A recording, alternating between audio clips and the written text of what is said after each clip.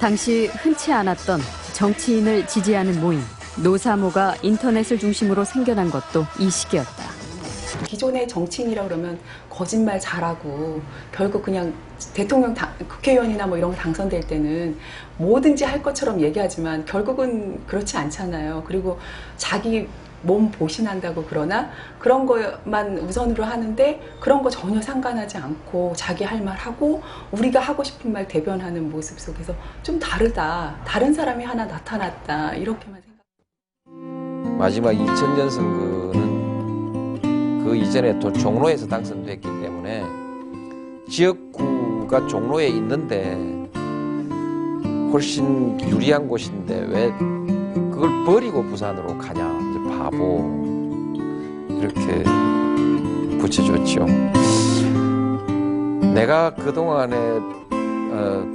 그동안에 사람들이 나한테 붙여줬던 별명 중에서 제일 마음에 드는 별명이에요.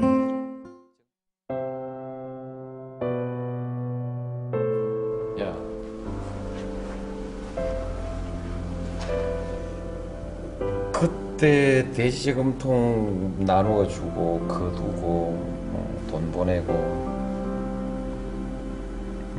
학제버스 보내고 그랬던 사람들이 지금 내가 하는 것을 보고 어떻게 평가하고 있을까? 불안하죠. 뜨거운 박수로 맞아주시기 바라겠습니다. 그리고 노무현의 가장 큰 도전이 시작되었다. 이 손가락을 기억하십니까? 92년 이래 이 손가락은 민주당을 말하는 것이었습니다. 그런데 오늘 이 자리에 이 손가락은 기호 2번 노무현입니다. 이대로 결정하십시다.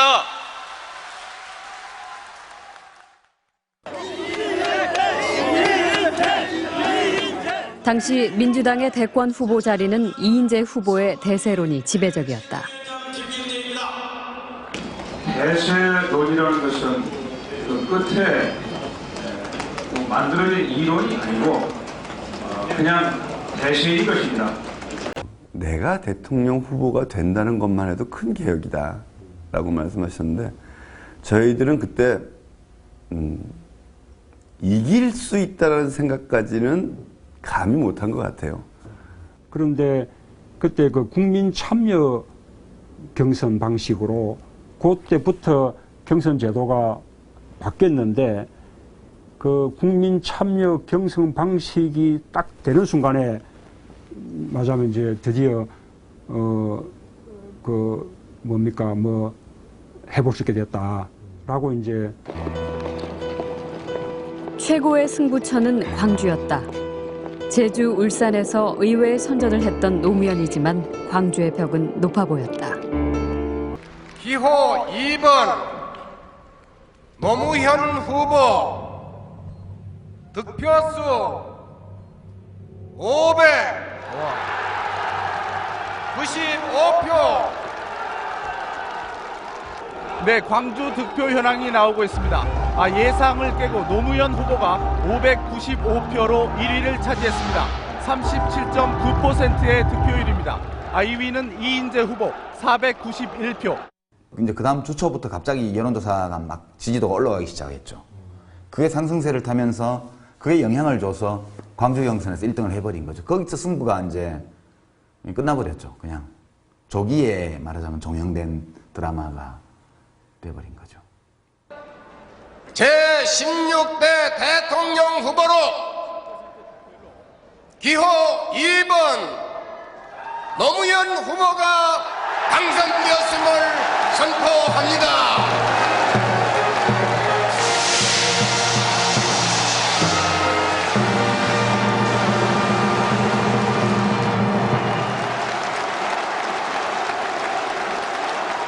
하지만 경선에서의 승리는 또 다른 고비의 시작이었다. 대통령 아들 비리가 본격적으로 터져나오면서 김대중 정부 말기, 여당의 지지율과 함께 노무현 후보의 지지도도 급락했다. 민주당 내부에서는 후보 교체론까지 일었다. 대통령 선거가 가까울수록 이회창 후보 대세론이 거세게 몰아치던 상황.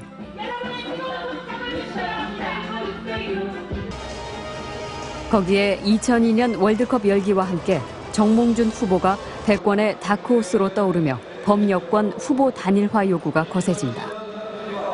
정몽준 의원이 가세한 4자 대결에서는 이회창 29.2, 정몽준 27.8, 노무현 18.3, 권영길 2.6%로 이회창 후보의 지지율이 가장 높았습니다. 이회창 씨가 40%를 넘어가면 어떤 경우에도 나는 대통령이 될 수 없잖아요. 이길 수가 없잖아요.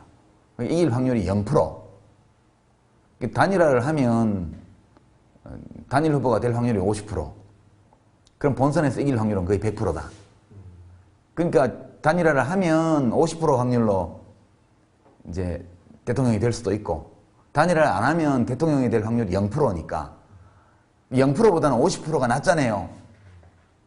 그래서 하기로 했습니다. 그러시더라고요. 그래서 두 후보가 지금 단일화 방식에 합의한 뒤에 서로 포옹하는 장면이 나오고 있습니다.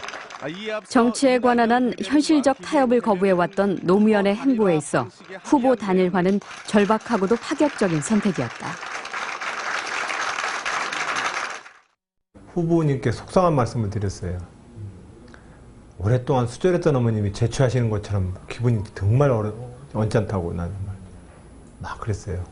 그 단일화 합의하는 것도 억울해 죽겠는데 어떻게 그 러브샷까지 하십니까 내가. 갑자기 감아서 감겼어 그러시더라고요. 더구나 여론조사에서 정몽준 후보에게 밀리고 있던 상황. 단일화는 승리를 장담할 수 없는 위험한 승부였다. 언론 발표는 한 5분 전쯤 대통령을 통해서 들었어요. 집에서 있는데 대통령이 전화 와가지고 제가 이긴 것 같습니다. 고맙습니다. 그 얘기를 하더라고요. 노무현 후보가 단일 후보로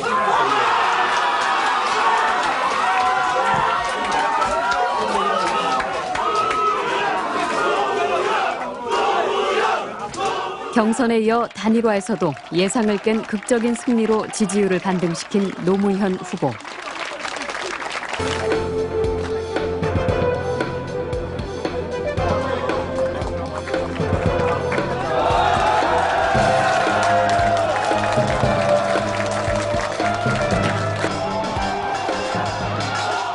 그 여세를 몰아 대한민국 16대 대통령에 당선된다.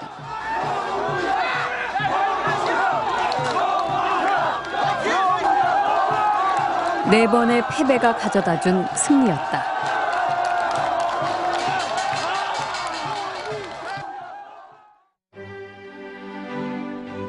(2003년 2월) 새 대통령을 맞으며 청와대도 이전과는 다른 모습으로 바뀌기 시작했다. 청와대 경내가 저희가 처음 갔을 때는 그 지위에 따라서 그 갈 수 있는 공간이 한정되어 있었습니다. 한 3단계, 4단계로 나눠져서 대통령께서는 처음에 들어가자마자 그걸 다 없애버리셨습니다. 없앴고 일단 청와대 내에 근무하는 사람이라면 똑같이 어디든지 관저 내부를 빼고는 전부 다닐 수 있도록. 노 대통령의 참여정부는 특권 없는 사회, 원칙과 상식이 통하는 깨끗한 사회를 기치로 내걸었다.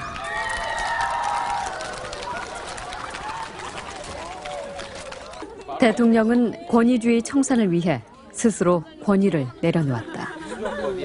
선생님? 예? 성수형 성룡. 예. 비켜라. 선생님 좀 보여. 오늘 대통령까지 만났으니까 입장료 2배네요. 심지어 무슨 행사를 하는데 무슨 뭐 대통령한테 와서 대통령 담배를 얻어가서 피우는 사람도 있었으니까요.